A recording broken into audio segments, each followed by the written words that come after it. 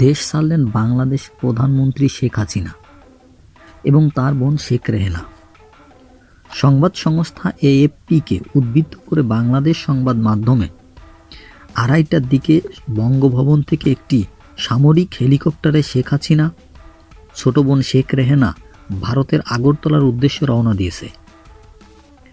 বিভিন্ন সূত্রের খবরে জানা গেছে, দেশ ছাড়ার আগে হাসিনা একটি ভাষণ রেকর্ড করে যেতে চেয়েছিলেন, কিন্তু সেই সুযোগ তিনি পাননি।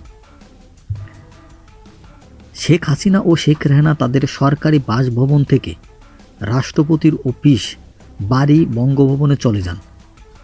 সেখান থেকে একটি সামরিক হেলিকপ্টারে উড়ে যান দুই বোন। কোঠা বিরোধী আন্দোলনের সময় রটে গিয়েছিল শেখ হাসিনা দেশ ছেড়েছেন। তখন বাংলাদেশ সরকারের একটি টেলিভিশন চ্যানেলে প্রচারিত ওই খবরের তীব্র প্রতিবাদ জানিয়েছিল। ঢাকায় হাসিনাও বলেছিলেন, আমি শেখ মুজিবুরের কন্যা, আমি দেশ ছাড়ার পাত্রী নই। কিন্তু আসলে কি এই সংবাদটা কি আসলে সত্য কিনা তা জানতে হলে আমাদের চ্যানেলটির সঙ্গেই থাকুন।